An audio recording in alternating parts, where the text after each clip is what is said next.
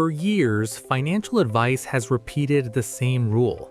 Keep 6 months of expenses in cash. No debate, no alternatives. Just park the money in a savings account and let it sit there. But what if that advice is quietly costing you thousands of dollars every year? What if your safe emergency fund is actually losing value while you believe you're protecting yourself? Today, we're breaking down why the traditional 6-month emergency fund rule may no longer make sense in a high-inflation world, and what a smarter system looks like instead. If you're proud of the money sitting in your savings account, make sure to like this video and subscribe, because the strategy we're about to discuss might completely change how you think about financial safety. Lauren's $52,000 safety net. Lauren has done everything personal finance experts recommend.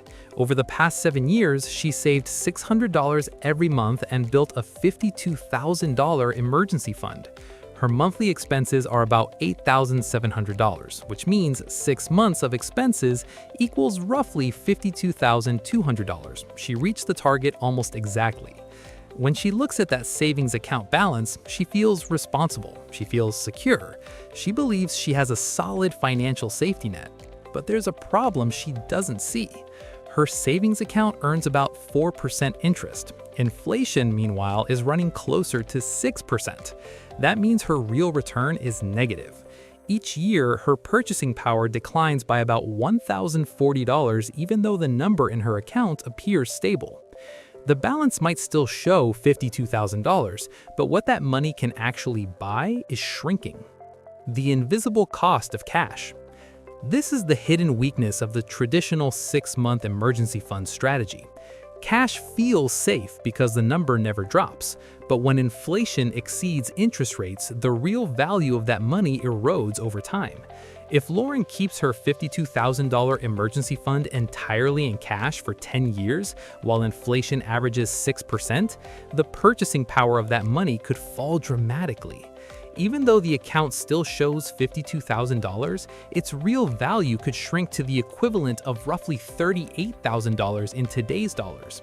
In other words, by following conventional advice perfectly, Lauren could quietly lose more than $14,000 in purchasing power. That's not a financial disaster, but it is a meaningful erosion of the very safety net she worked years to build.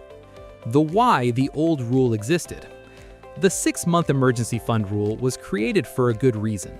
Life is unpredictable. People lose jobs, face medical expenses, or deal with unexpected repairs.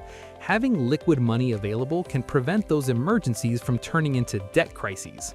When inflation was low and stable, keeping large cash reserves made sense. The opportunity cost of holding cash was small.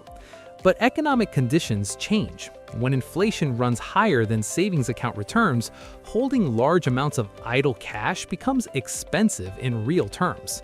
The goal of an emergency fund is safety, not stagnation. Not all emergencies are the same. Another flaw in the traditional rule is the assumption that every emergency requires immediate access to the entire 6-month fund. But most real emergencies are not that simple. A $700 car repair is an emergency. A broken refrigerator is an emergency. A sudden medical bill might be an emergency, but those situations rarely require tens of thousands of dollars instantly. Even job loss, one of the most serious financial emergencies, usually unfolds over months rather than days. Bills arrive gradually, spending can be adjusted, assets can be sold if necessary. That means not every dollar of your emergency fund needs to be sitting in cash at the same time. The tiered emergency fund strategy. Instead of keeping everything in a single savings account, a more flexible approach divides your emergency fund into layers. This is called a tiered emergency fund strategy. Each layer is designed for a different type of emergency and a different time horizon. The goal is to maintain liquidity for immediate needs while allowing part of the fund to grow instead of losing value to inflation. Tier 1. Immediate cash. The first layer is simple cash. This money sits in a high-yield savings account and is available instantly. Its purpose is to handle small and urgent emergencies, car repairs, travel for family emergencies, appliance replacements, or short-term medical expenses. For most households, $5,000 to $10,000 is enough to cover these situations. This is the money you can access immediately without selling investments or waiting for transfers. Tier 2, short-term stability. The second layer is money that can be accessed within a few days but doesn't have to be instantly liquid. This portion might be held in short-term bond funds, treasury funds, or similar low-volatility investments. These assets generally provide slightly higher returns than savings accounts while remaining relatively stable. If an emergency occurs that exceeds your immediate cash reserve, this layer can be sold and converted to cash within a few business days. For many households, this tier might hold another $10,000 to $15,000. Tier 3, long-term backup.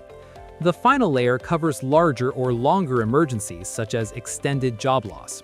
This portion of the emergency fund can be invested more conservatively in a diverse portfolio, such as a mix of stocks and bonds.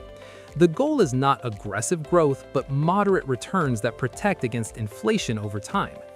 Because these funds are meant for extended emergencies, you would likely have weeks or months before needing to access them. That gives investments time to be liquidated if necessary. The psychology of safety. Many people resist strategies like this because cash feels emotionally secure.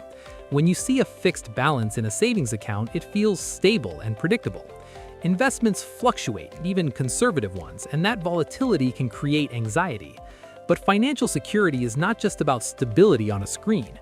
It's about preserving real purchasing power over time. If your emergency fund loses value every year, it may not provide the protection you expect when you eventually need it. When cash still makes sense. It's important to recognize that the tiered strategy isn't ideal for everyone. People with unstable income, frequent layoffs, or unpredictable medical expenses may prefer larger cash reserves. Similarly, anyone who would panic during market volatility should keep more of their emergency fund in cash. Financial strategies must match both math and psychology. The purpose of an emergency fund is peace of mind. If a more complex strategy creates stress, simplicity may still be the better option. Rethinking financial rules. The biggest lesson here is not that emergency funds are bad. They are essential. But financial advice should evolve with economic conditions. Rules that worked in a low inflation environment may need adjustment when the economic landscape changes. Blindly following old guidelines without reconsidering the numbers can quietly reduce long-term wealth. The smarter approach is to design your financial system around real risks rather than rigid formulas. Lauren believed she was protecting herself by keeping $52,000 entirely in cash. In reality, inflation was slowly reducing the value of that safety net every year. By restructuring her emergency fund into layers of liquidity and growth, she could maintain the same level of security while protecting her purchasing power. The goal of an emergency fund isn't just to survive the next crisis, it's to remain financially strong enough to handle whatever comes next. If this perspective changed how you think about the cash sitting in your savings account, make sure to like the video and subscribe, because the strategy we're about to discuss might completely change how you think about financial safety.